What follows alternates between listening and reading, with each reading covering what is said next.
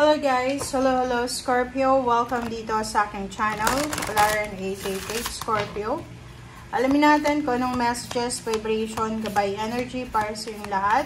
General reading tayo guys. Okay, monthly reading Scorpio. This is for the month of September 2025. Money, career, financial, relationship, spiritual, or kung pa man Scorpio, na kailangan mong mensahe, nandito na. Okay. So, first card natin, Scorpio, is Treasure Chests. Wow! Same with the Pisces, ha? Pareho kayo ng Pisces. So, sa baramong ito, sinasabi, Scorpio, na there's an unforeseen windfall of new abundance comes to you now. Okay? Parang, eto ay unexpected. Isang hindi inaasahan, hindi, parang milagro siya. Malamilagro, miracle, sorpresa. Okay? Hindi mo, parang ano siya, yung makakahanap ka ng parang treasure. 'Di ba? So, isang hindi inaasahan, unexpected na windfall of new abundance ang papasok sa buhay mo, Scorpio. So, congratulations sa mga Scorpio dito. Lalo na yung mga Scorpio na medyo hindi naging maganda yung takbo ng kanilang August. Okay. Right. Scorpio.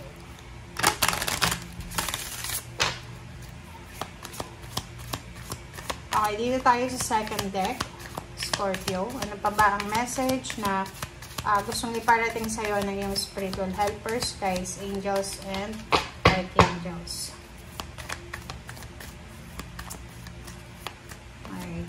Second card natin, Scorpio, is cherishing self.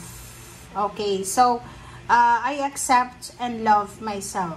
So, eto yung affirmation mo dapat this September, na kailangan mong tanggapin, kailangan mong mahalin ang sarili mo.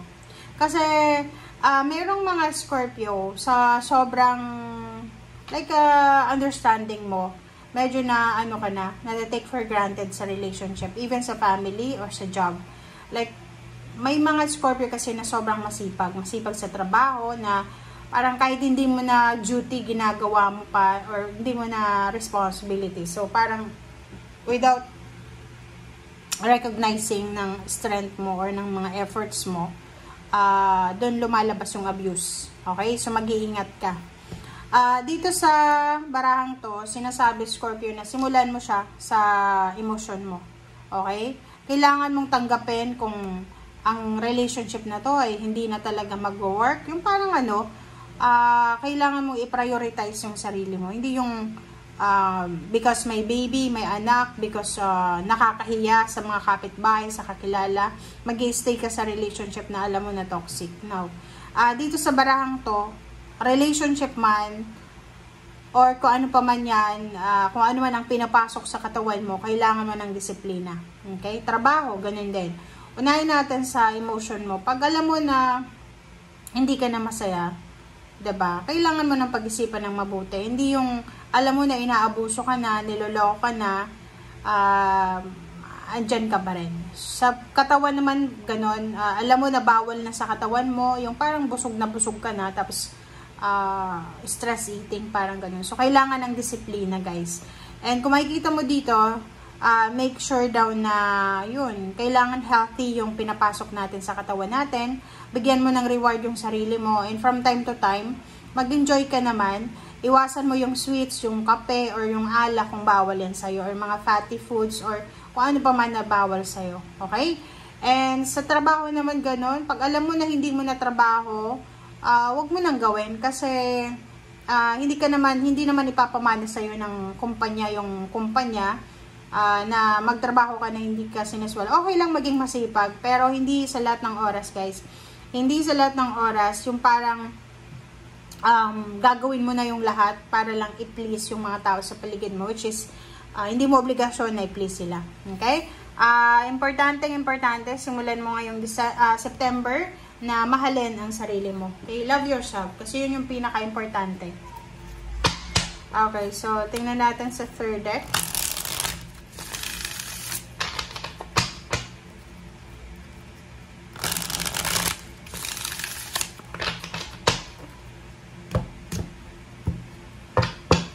Okay, third deck tayo guys. Wow. The Sun. Okay, 8 of Wands. OMG, congratulations sa lahat ng Scorpio. Wow, Queen of Wands. Alright. And the Emperor. Okay. Sa lalim mo dito is Knight of Swords. So, congratulations talaga, Scorpio. Okay, congratulations. Because, there's so much things na, or maraming bagay talaga na kailangan i-celebrate sa buhay mo. Napakarami. Maraming balita, maraming communication ka na matatanggap. Parang yung iba sa inyo dyan, maraming magka-congratulate sa'yo. So, sinasabi ng bada sa'yo, isang napakabilis na communication, napakabilis na balita, napakabilis na outcome, napakabilis na resulta, ang posibleng darating sa'yo. And freedom. Parang sinasabi ng bada, maybe several years ka nang nasasakal sa trabaho, sa relationship, sa kapaligiran mo. And this time, 19 siya, sinasabi ng bada sa'yo, eto siya, unforeseen windfall, unforeseen happiness, napakabilis, sudden, immediate na pagbabago na pwedeng magdala sa'yo ng freedom sa kung ano man to na pain and heartaches. Okay? So, doon sa mga Scorpio na matagal na kayong nagtitiis, diba? Nandito kayo sa 3 of Swords. Yung parang ang tagal-tagal mo nang nagtitiis, it's either trabaho man yan, lugar, relationship. This September, sinasabi ng bada sa'yo na makakalaya ka na, makakaalis ka na sa kung ano man yan na connection mo, entanglement, attachment, na parang nakakasakal na. And you have Queen of Wands. So, Queen of Wands is you will be free from pain and heartaches. So, halimbawa, kung may sakit ka, possible na makadiscover ka ng doktor na pwedeng magpagaling sa'yo.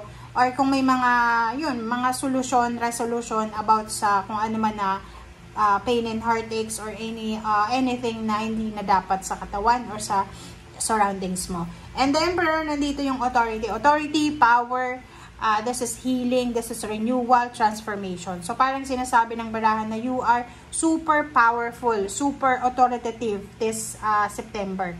So, gagawin mo kung ano yung alam mo na tama. Yung parang kasi yung Emperor is powerful siya.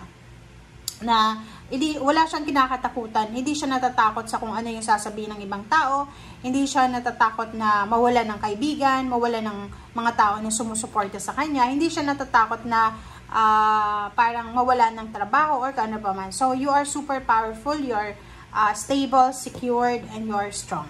Okay. Thank you. So, let's clarify dito sa ating fourth deck.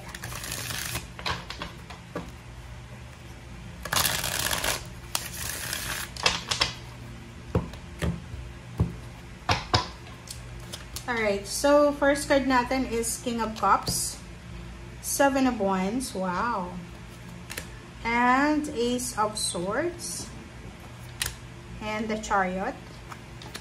Okay, Knight of Pentacles. Sa ilalim mo guys is Queen of Pentacles, wow. So, sa usaping pera naman tayo, usaping pera para sa mga Scorpio. Ang nakikita ko sir dito, Scorpio, ay sobra-sobra yung pera na parating sa'yo. There's a Chariot. Posibleng ikaw ay may pupuntahan. Maybe you're traveling. Maybe you're relocating. Comment down below if you resonated. Kasi yung Chariot dito, tsaka Knight of Pentacles, this is a manifestation. This is a manifestation of travel. Job, travel because of work or because of parang ano siya, financial travel siya. So, comment down below if you are planning to travel and this September, sinasabi na possible na siya. This is relocation, or parang ang tagal mo nang naghihintay dito sa movement na to. Pwedeng sasakyan siya, pwedeng magbebenta ka ng sasakyan, or posibleng ikaw yung bibili ng sasakyan. This Ace of Swords, tsaka 7 of Wands, sinasabi ng bara sa'yo dito na sa usaping emotion, sobra-sobra kang magiging masaya. Okay? Sa usaping emotion, sa usaping family life, sa usaping relationship, nakikita ko na you are protected, you are guided ng universe. Okay, yun nga sabi sa'yo, there's a unforeseen windfall. So, kung ito ay tungkol sa relationship, sinasabi ng bara sa'yo na there's a new relationship coming na pwedeng maging rason para makalaya ka sa kung ano man na relationship na toxic or nakakasakal. Okay? Thank you guys for watching and see you again. Bye!